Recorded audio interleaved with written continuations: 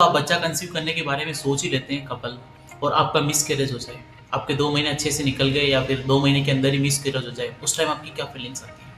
तो आज उसी तरह की केस स्टडीज़ करने वाले हैं। मेरे पास में अभी रिसेंटली एक कपल आया था काउंसलिंग सेशंस में।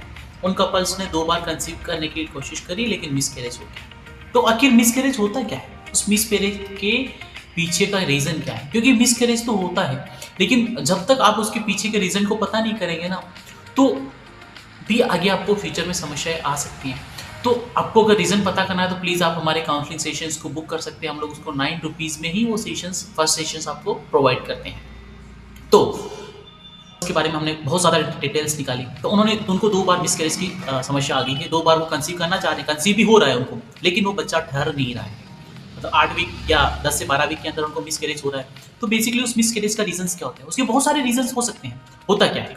आपकी बॉडी के अंदर क्या है कि जो रिएक्टिव सब्सटेंस होते हैं ना, एंटीबॉडीज़ होते हैं, वो उस जो नए जो जीव आ रहे हैं ना आपकी बॉडी के अंदर, उसको सूट नहीं होने दे रहे हैं ना, उसको माहौल ही नहीं बनने दे रहे, या फिर आपकी बॉडी है ना डिज़र्व ही नहीं करना चाहती कि मैं किसी नई चीज़ को अपने शरीर के अंदर आने दूँ, या फिर आपके अंदर की हीटिंग बहुत ज़्यादा होती है ना, वो हीटिंग आपके अंदर कंसीव होने ही नहीं देना चाहती है, या फिर आपके ब्लड फ्लो में किसी तरह की कोई वेरिएशंस आ रही हैं। बहुत सारी चीज़ें होती हैं जो डिपेंड करती है। लेकिन मैंने इस कपल्स की क्या हिस्ट्री निकाली, इस कपल्स के बाद के शुरू से एग्जामिनेशन में क्या आइडेंटिफाई किया, तो मैं बताना चाहूँगा। और कपल की एज भी ज़्यादा नहीं होगी, कपल्स की एज ही 29 ईयर्स के अकॉर्डिंग होगी लगभग। मेल फीमेल कपल्स हैं।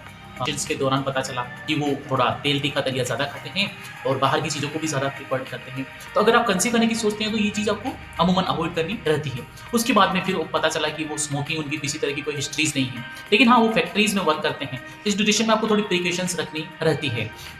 और ज़्यादा डीपली पता करने पे पता चला कि उनकी लाइफ़स्टाइल बिल्कुल नॉर्मल है, वो किसी तरह का कोई बाहर का मतलब बाहर नहीं जाते हैं, उनकी वॉकिंग भी करते हैं, लेकिन फिर भी उनको ये समस्या आ रही। आप बोलोगे यार मैं सब कुछ करता हूँ लेकिन मुझे कंसीव। तो आजकल के अमूमन ऐसी समस्या आना नॉर्मल हो गया है। तो आप इन समस्याओं को नॉर्मल या फिर अपने बेबी को 9 महीने तक कैसे आप ले जाएँगे? तो यही तो सबके मन में ख़्याल आता है ना।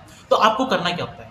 आपको बहुत ज़्यादा चिल रहना पड़ेगा, मतलब हर चीज़ के बारे में बहुत ज़्यादा एक्साइटेशन सोचने की ज़रूरत नहीं है। आपको अपने क्रोमोसोमल्स के एग्ज़ामिनेशंस करवाने थे। उन क्रोमोसोमल एग्ज़ामिनेशन से वी कैन फाइंड आउट कि आपको किसी तरह की कोई ज़्यादा दिक्कतें तो नहीं आने वाली फ्यूचर में। क्यों? क्योंकि क्रोमोसोमल एग्ज़ामिनेशन में जेनेटिक टेस्ट होता है और जेनेटिक टेस्ट से अपन पता कर सकते हैं कि आपका फ्यूचर वाला बेबी कैसा है, और ओवरऑल सब कुछ सही रहता है, तो उसके बाद ही आपको ना बच्चा प्लानिंग करने के बारे में सोचना चाहिए। तो उस ड्यूरेशन में अगर आपने कंसीव कर लिया, उसके बाद में हम लोग है ना आपको एक पूरी गाइडलाइन प्रोवाइड करते हैं। उस गाइडलाइन के अंदर आपको क्या खाना रहता है, क्या पीना रहता है, आपको कब सोना रहता है, कब उठना रहता है, और कौन सी ड्यूरेशन कितने टाइम के बाद में आपको है ना बच्चा कंसीव होने की सेक्स करना रहता है। उसके बाद में ना हम एक आपकी है ना वीकली, आवरली, इवन हम लोग है ना पर डे शेड्यूल आपका डिज़ाइन करते हैं, जिससे कि आपको ना 9 महीने आप आगे कैसे ईज़िली अपने बच्चे को है ना इस धरती पे ला सकें और उसके साथ में प्रॉपर एन्जॉय कर सकते हैं। तो अगर आपको और ज़्यादा जानना है तो प्लीज़ आप कमेंट करना। डेफिनिटली हम लोग ना नया सेशन और इनको बेबी कैसे कंसीव होगा, इनके लिए क्या-क्या ये लोग क्या-क्या ट्राई करने वाले हैं और क्या-क्या केयर करने वाले हैं। तो ये सारी चीज़ें हम लोग ना इनके एक्सपीरियंस और हमारे एक्सपीरियंस दोनों मिला करके और इनको ईज़ी लाइफ में मतलब आईवीएफ के बिना ही बच्चा कैसे कंसीव होगा, वो सारी टेक्निक्स हम लोग उनको प्रॉपर्ली गाइड करने वाले हैं। अगर आप जानना चाहते हैं हाउ, तो प्लीज़ आप कमेंट करना how, we will definitely help you and we will definitely guide you. So मिलते हैं नए वीडियो में। Thank you so much. जय हिंद।